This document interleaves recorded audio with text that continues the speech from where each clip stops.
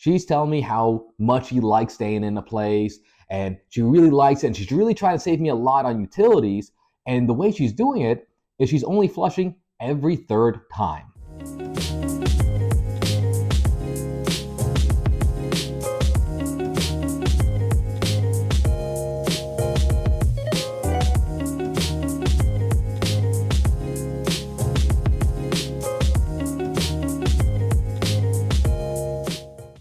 Hey, I'm Emmanuel. Welcome to IfICanYouCan, the channel where if I can do it, you can do it too. If you like this content, please like and subscribe below.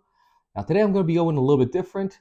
I'm going to try to go into a story. And the story is about when I had an Airbnb. And what happened was I had a house that was in one area of the town, and then I was dating a lady that was much closer to where I worked, and I moved in with her, and I had a vacant house. So I didn't want to miss out on an opportunity, and Airbnb was really coming up. I decided to Airbnb it. And when I Airbnb'd it, I was doing really great. Had some great times. I had some not so good times with a couple of them. But overall, it was a very positive thing until the last one I ever had. There's some rules that you have with Airbnb, and I didn't know that back then because this was about 2018, 2017, before everything went off and everyone started learning a whole lot about Airbnbs. And one of the main rules is if somebody asks for a discount, don't do it, because that is trouble. Just run from that person, tell them no. I didn't know any better. And sure enough, somebody came up and they messaged me and said they wanted to book for the entire year. And I'm like, wow, this is amazing. This is gonna be so much more than normal rent would be. And I should have started getting a little bit of red flag. And what had happened is that she had asked for doing a contract outside of Airbnb, completely off books, like kind of between me and her without any paperwork. And I was just like, no, we're not going to do that. We're going to go through the system and we're going to use it as is. And that should have been my first red flag that something was wrong. So sure enough, she tries to nickel and dime me and she shows up with a brand new Dodge Challenger, like brand new. And I mean, and I couldn't believe it. This lady was nickel and diming me for everything, but she shows up in a brand new car. And I'm like, you know what? It is what it is. We're here. We made a deal. Let's go ahead and do this. So sure enough, she moves in. And she was quite quirky. And it started coming out a little bit at a time. Initially, she had a problem with the toilet kept on clogging. Over and over and over again, it kept on clogging. And I had to drive up there. Now, this is 45 minutes from where I'm staying currently.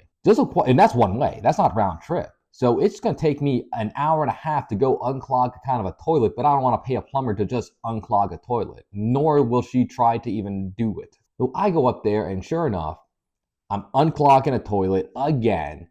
And I just can't believe a human being can do this many times to a toilet. And in the middle of me unclogging said toilet, she's telling me how much she likes staying in the place and she really likes it and she's really trying to save me a lot on utilities.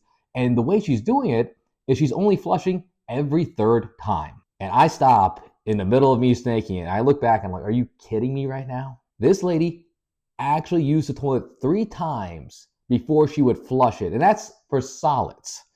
And I had to have a little discussion with her, like a parent to a kid, of how the toilet works, and I will pay the extra money if I didn't have to drive up there to unclog the toilet. And thankfully, she took that advice and she actually started flushing after every use. And I don't know why it would take that long to figure that out, but she did. And then the coup de grace, the last straw, was this big thing about she called me up in the middle of me working. And I work at night at that point in time. And it was about 8 o'clock. I'm through my shift and she calls me up and says, are you hearing voices? I can hear myself in the house. Are you spying on me? And I don't know what that meant. It took me, 15, 20 minutes to decipher what she's even saying, that she's hearing her own voice. And she's asking me if I'm spying on her. What had happened was the house had built-in speakers throughout the house. And I had installed a Bluetooth. I'm like, listen, if you want to listen to music, you play this. It'll play it out in the sunroom. It'll play it upstairs. It'll play it everywhere you want to. You just do this, click to the Bluetooth, and you're good to go. And she had accused me of somehow manipulating that and putting in spy cameras. And I told her, like, listen, the only thing I have is the Ring doorbell cam. It is on the front of the door. If you somehow manage to link that to the Bluetooth, I don't know how, but that's the only thing I can think of. This goes on for about another 45 minutes. Mind you, I'm supposed to be working right now, and I am not in a good mood. When we delved down into the root cause of what was going on, and I'm not disparaging people. People can be of any size, whatever. But she was a very heavy person. And what happened is she had cats.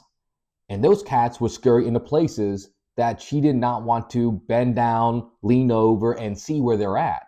So she had installed cat cameras like underneath the bed and behind the bed or behind the couch or in the closet or wherever it is. I don't know where she put them, but she put them throughout the house.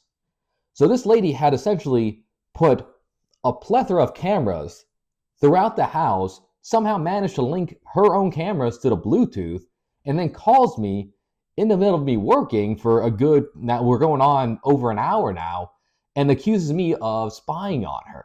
And once she figures out that she had made a mistake, instead of apologizing, instead of anything else, she just starts laughing. It's like, oh, that's so funny. And I did not find the humor in it. So sure enough, I'm like, listen, I have a real job. You can't be calling me for this kind of stuff. This is not cool. I gotta work.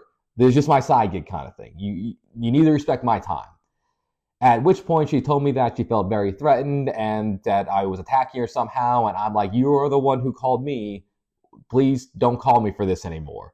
And there was another thing that happened where she sat on a toilet and she ended up ripping the threads where the tank attaches to the bowl, and it had leaked. But she didn't want to tell me, and then sure enough, she called me one last time for a clogged toilet, and I had noticed that there was about $2,000 of water damage in the house, at which point I promptly told her she's going to have to leave very soon, so get her arrangements put together. And that was the last tenant I ever had in that house. Overall, that wasn't a good experience, but I would say that the Airbnb experience can be very profitable, and there's good things about it, but you have to be careful of those crazy people out there because they are out there. That's all I have for right now. If you like this video, please like and subscribe below. But that's all I have. So I'll see you in the next one.